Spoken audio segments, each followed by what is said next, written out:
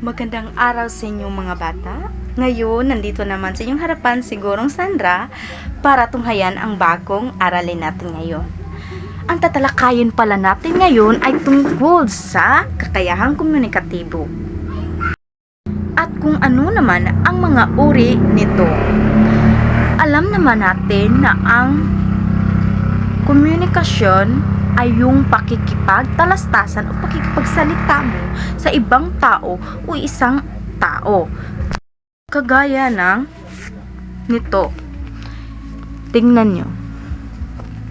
Nakikipagtalastasan siya or nakikipagsalita sa mga tao.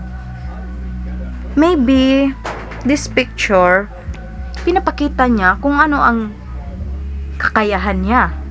Like, kumakanta ba siya sa harapan ng mga tao or nagbibigay siya ng mensahe.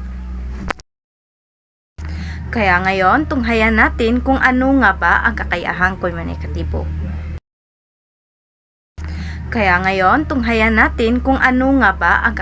komunikatibo. Ang kakayahang komunikatibo pala, ito ang kakayahan ng mag-aaral na maunawaan at magagamit ang wika ng naaayon sa pakikipagtalastasan. Dahil sa halagang ito ng komunikasyon, kinakailangang maging mahusay ang bawat isa sa lahat ng pagkakataong siya'y nasasangkot sa mga komunikasyong sitwasyon. So, ito pala ang pakikipagtalastasan mo sa isang tao o kanino man, na mauunawaan mo kung ano ang sinasalita nila at nagbibigay ka rin naman ng iyong salita dahil nakakaintindi ka sa bawat sinasalita nila. Kaya nang pumunta ka ng school mo at nakita mo ang iyong guro, kaya bumati ka nito. So, yan pala ay pakikipagtalastasan rin. Kaya tinatawag natin ng kakayahang komunikatibo. At ang isang tao, masasabi nating may kakayahang komunikatibo siya o may kakayahang makipagkomunikasyon sa ibang tao o kanino man kung siya ay naging mahusay ang kanyang pakikipagtalastasan at naaayon ito sa gramatika at wika na ginagamit niya. Ano ba nga ang mga elemento na ito? Tunghayan natin. Una, linguistic o grammatical competence. Pangalawa, social-linguistic competence. Pangatlo, discourse competence. At ang panghuli naman ay ang pang-apat na strategic competence. Una, ang linguistic competence or kakayahang linguistiko. Isang kakayahang umunawa at makabuo ng mga estruktura sa wika na sang-ayon sa tuntunin ng gramatika. Sa batayang ito, ipinakikita ng isang tao ang kanyang kausayan sa paglalapat ng tuntunin ng wika.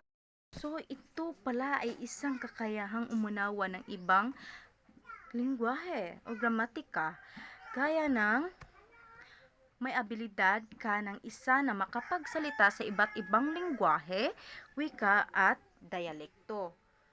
Ito ay nakakatulong upang mas mapadali ang pakikipagtalastasan, gayon din ang komunikasyon sa iba. So, ang linguistic competence ay may kakayahan kang umunawa ng ibang dialekto o wika. At ito ay kaya mo na makikipagtalastasan sa iba na ganoon din ang wikang ginagamit para mas mapabilis ang inyong komunikasyon. Pangalawa, sociolinguistic competence or kakayahang sociolinguistiko. Isang batayang interdisciplinary. Isinasaalang ng isang tao ang ugnayan ng mga nag-uusap, ang impormasyong pinag-uusapan at ang lugar ng kanilang pinag-uusapan. Isinasaalang-alang dito ang kontekstong sosyal ng isang wika. So, ang sociolinguistic competence pala ay ito ay isang batayang interdisciplinary. From the word interdisciplinary, buong kaalaman. Kagaya ng nasa slides ay kung sangkot ang isang tao sa pinag-uusapan nila, kung anong impormasyon ang pinag-usapan nila at kung saang lugar ito sila nag-uusap. At nagsaliksik pa rin ako tungkol sa sosyolinguistiko. Ito raw ay ang pag-aaral ng wika at ang relasyon nito sa mga iba't ibang panlipunan. Salik tulad ng pagkakaibang rehiyonal, estado ng uri, kasarian, trabaho at iba't iba pang salik. So, isa rin ito sa pag-aaral ng wika na may pagkakaibang rehiyonal, uri, kasarian, trabaho at iba't iba pang salik. At ang kakayahang sosyolinguistiko ay tumutukoy rin sa competence ng kakayanan ng mga tao na makakuha ng atensyon ng iba. Tama yan. Dahil kung nag-uusap tayo ay makukuha natin ang atensyon ng iba at makukuha rin nila ang atensyon natin dahil nakikinig tayo at nakikipagkalastasan tayo sa kanila. Halimbawa dito ay ang pagsambit ng isang salita ngunit kumpleto na ang kahulugan, tulad ng pagsabi ng hoy o sir. So yan pala ang sociolinguistic competence or sociolinguistiko. So ang pangatlo pala ay discourse competence. Ito ay isang kakayahang bigyan ng interpretasyon ang isang serye ng mga napakinggang pangungusap upang makagawa ng isang makabuluhang kahulugan. Ang tagumpay na pag-unawa sa isang diskurso ay sang-ayon sa kaalamang taglay kapwa na nag-uusap o world knowledge ng mga nag-uusap at maging ng kaalamang linguistika, estruktura, at diskurso at kaalaman sa social setting. So, para makabuo tayo ng makabuluhang kahulugan, ay nabibigyan natin ng interpretasyon ang isang pangungusap na ating napakinggan. Kagaya ng pag-unawa natin sa isang diskurso o talumpati o talakayin ay may taglay tayo na may kaalaman tayo sa kapwa pag-uusap sa kapwa pag-uusap natin sa iba.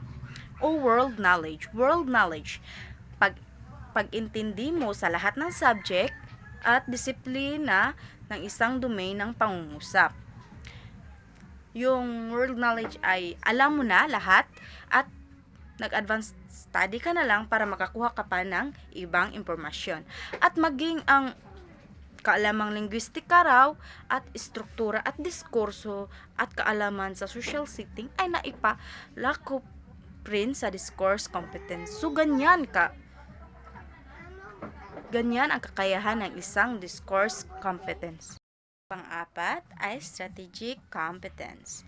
Ito ay tumutukoy sa mga estratehiya na ginagawa ng isang tao upang matakpan ang mga imperpektong kaalaman natin sa wika.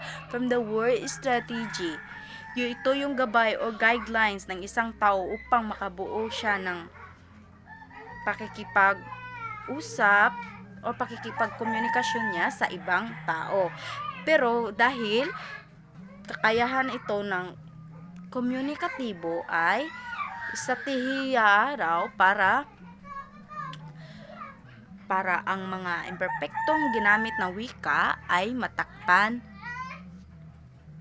para matakpan at hindi ito mahalata na maimperpekto siya.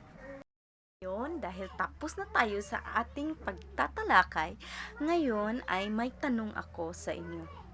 Isa lang ito, pero sana ay masagot nyo ito. Depende sa inyo kung ano, pasulat ba or pasalita.